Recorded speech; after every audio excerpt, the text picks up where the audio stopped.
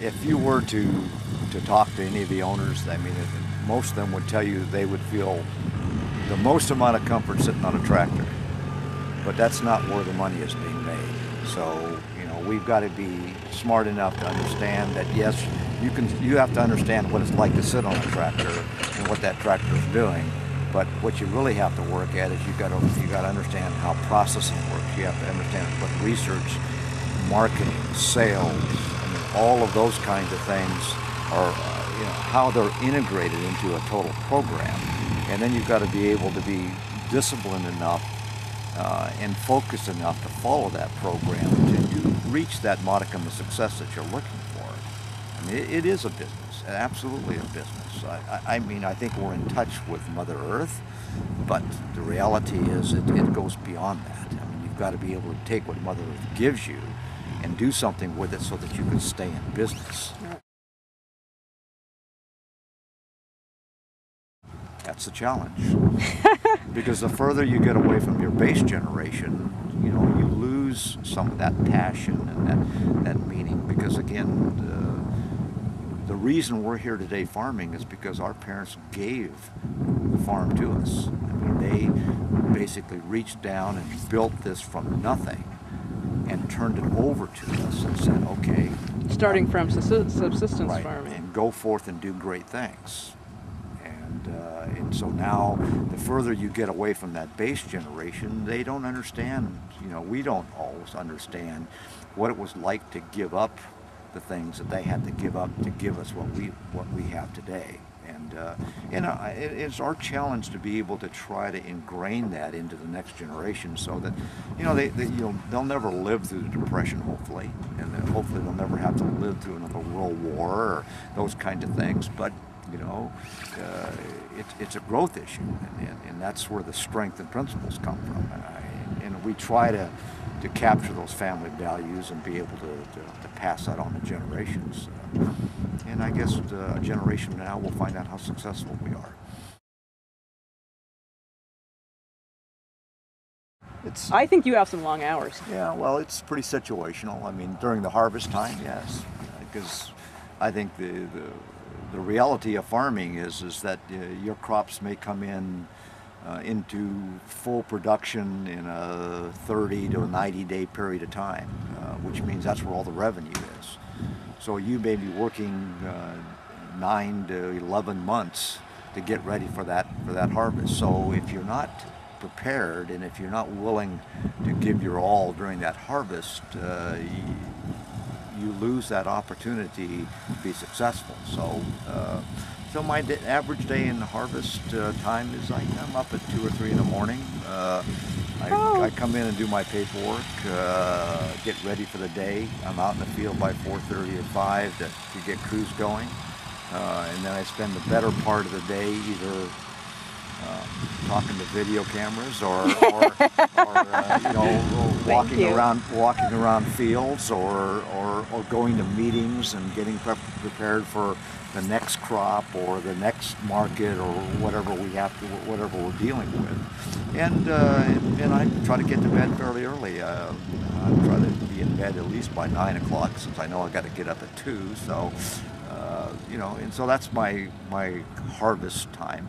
In the non-harvest time, it's a fairly normal time. I'm an early riser. I'm a morning person, so I'm typically in my office by 5 or so in the morning. And in the winter time is when most of your planning goes on. So you spend a lot of time in meetings and preparation and, you know, business and strategy planning and traveling to see different things and different people to make sure that you're ready for the next market, whatever that next market happens to be.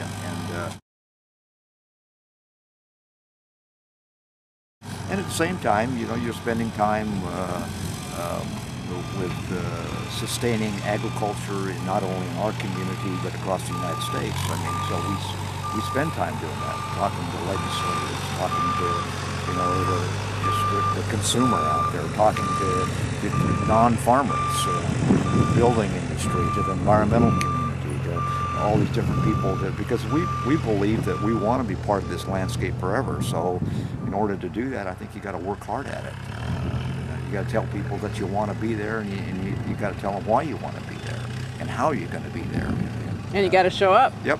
And you got, yeah, and you're right. You have to participate. You know, you can't sit on the sidelines. It's not an option.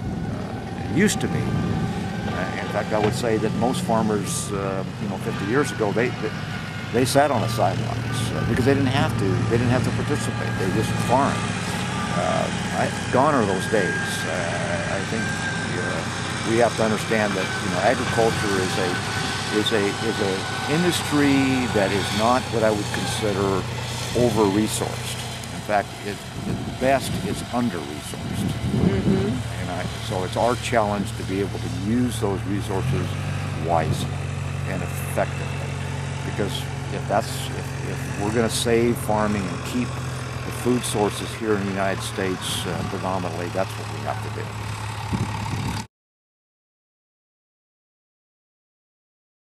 And that leads to a conversation we had about corporate farming and small mom and pop farming, and the need really to have representation from the mom and pop farmer to corporate farming, if that's going to be, and everything in between.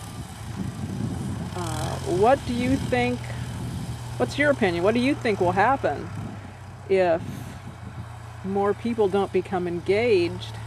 More people become even more separated from the food source, and we as consumers and human beings lose control of our food? Well, or do you think that won't ever happen? I think it's an issue. I think it's a stronger issue with certain segments of the population than others. I think there are segments of the population that will never be connected to that. And that's okay. It's America, so we all have our choices, and I think our challenge from a farming perspective, and I think that's the way we would look at it. I can't speak for my neighbor. I can speak for myself and for the industry that I participate in. I would say that education and outreach is very important. I think getting as many people involved with the knowledge of what farming is all about and where your food comes from and some of the potential pitfalls are out there. And I don't say that farmers ought to be Chicken Little. I mean, we are, the sky is not falling, but it does rain every once in a while, and it does sometimes have, there are challenges out there that need to be surfaced to the public, and they need to be part of the solution instead of being part of the problem. And that's our challenge. I think that's our responsibility to get out and help in that arena. And I think you're starting to see that. And when you start talking about corporate farms versus mom and pop farms, I think you have to have the full spectrum out there, because again, that is the basis of our society. And I don't think anybody would ever want America to turn into corporate America totally. I think corporate America plays a very important role in America, but they're not the totality of America. Mm-hmm. I think you've got to have, you got to get back to the family basic issues. You've got to get back to the values and all those kinds of things that rural America represents. And as rural America starts to grow and turn into urban America, the characteristics are different. And I'm not saying it's bad or good, they're just different. And I think we just need to understand that. And so you need to draw the goods out of both of them and perpetuate them. I mean, I would hope that we're not chasing the bads. I would hope that we're chasing the goods. And if we are, then I think the end product will be what we want. I'm not too sure anyone can define what that is that we want, but I think people just want to be successful. People want to be seen as not irrelevant. They want to be part of the relevancy, and I think we all want to be valuable. We want to be valued, And if you could do that, I think life could be pretty simple then.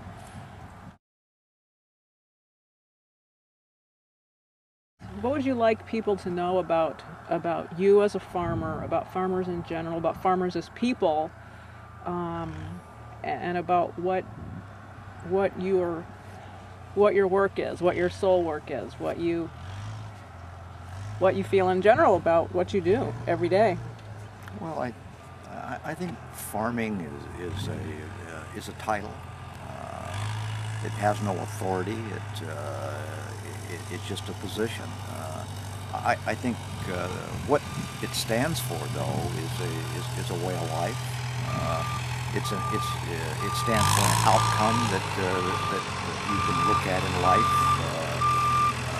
For example, if you want your food source, you want to come from America, then you have to protect farming, whatever the definition of protect is. If you want to live collaboratively within your community, I think you have to. And if you live in a rural community, I think you have to understand farming. I think that's part of the challenge. And it doesn't mean that farming is only done in the rural communities, because farming is done anywhere there's a home garden. It could be in the middle of Seattle. It could be in the middle of New York City somewhere. On a rooftop. Yeah, on a rooftop, right? Absolutely. You could turn completely green and do those kinds of things. But that kind of creativity and those kinds of issues, that's why America is America today. I mean, people have made money. They've been successful. They've created a world that a place where people want to live. I mean, why do people immigrate to America? Because it's a land of opportunity. It's chase the American dream, and you can call all those kinds of things. But you only have to live in a third world country where they don't have choices, where they don't have options to understand why people want to be here. Now the challenge is, okay, let's look inside of America and say, is this what we want? And I think agriculture is going to be part of it. I wouldn't say it's the main thing. I don't think it should be always at the top of the list, but I think it's got to be a part of America, because I think, one, it's the foundation of America. Oh, yes. And two, I think it's also part of the future of America. So that's where I would say it all lands.